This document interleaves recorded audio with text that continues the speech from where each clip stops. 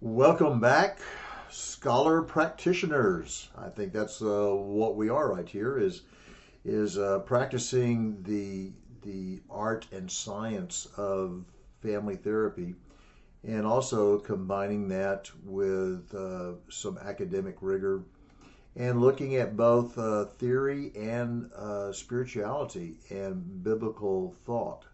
So here we go with this particular module. And just wanted to talk a little bit about what we're doing right here at the beginning. You know, it's interesting that I chose these two textbooks to pair them together.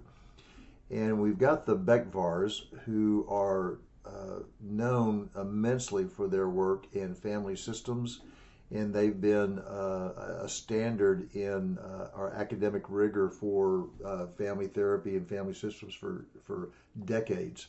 So I really like this book that they put together. It's kind of really designed to be a primer on systemic thinking, and so we're going to use that.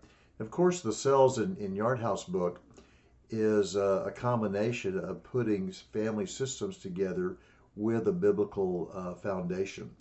When I uh, told people I was going to be using this text, they said, well, you're doing almost all the work for the students because it's a very comprehensive text about the way that they look into that. So it's interesting that we're going to use both of these at the same time to integrate what we're trying to accomplish here in the course. So it's interesting, because the Cells book uh, talks about integration. It talks about the need for a Christian family therapy model, and it talks about human beings as being relational, that systemic concept.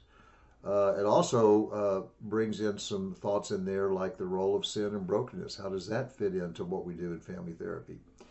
So it really sets the stage of creating a foundation of scripture, theology, and what they like to call relational anthropology. The Beckvar book does not have a biblical or spiritual component. This is straight systemic science, and it starts out this first chapter, talking about why theories are important, and it also talks about the shift, like Cells does, from individual thinking to relational focus. It's not as much about what's going on inside the head, but what's going inside the head of two people and then the relationship in between them. So it also introduces systemic thinking, how to think like a systems person. It'll also be talking a little bit about modernism, postmodernism, or how we discover what truth is. So pretty interesting way. So you put these things together, and they've got some commonalities. They both talk about the importance of theory.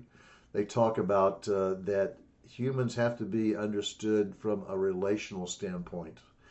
And they also see that family therapy needs to include a wider worldview instead of just focusing in on one small part.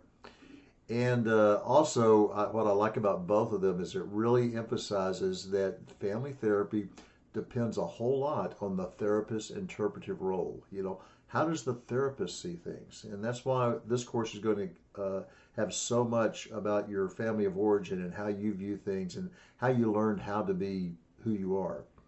So, of course, the texts are different too. Beckvar is purely theoretical, and Cells is specifically intentionally theological.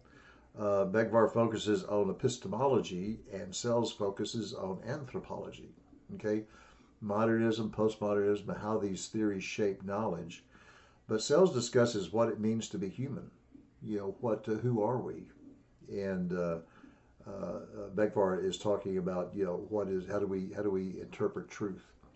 So also Beckvar frames problems as systemic, and Cells frames them as systemic and spiritual. So it kind of throws that spiritual element in there. And Beckvar is also using a wide, broad look at different theories, and Cells is really trying to take these theories and mold it into a Christian model.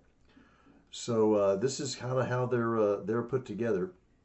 So so we've got the academic foundation, we've got the Christian foundation, and hopefully we'll put both of these together, and that's going to be pretty important for us. So your discussion questions, and guys, it's going to be a little bit about what this course is going to be. It's not really about what knowledge do you have, but how do you synthesize that knowledge? How do you take what you read, and we're going to have articles, we're going to have videos, things like that. But how do you synthesize that into your way of thinking?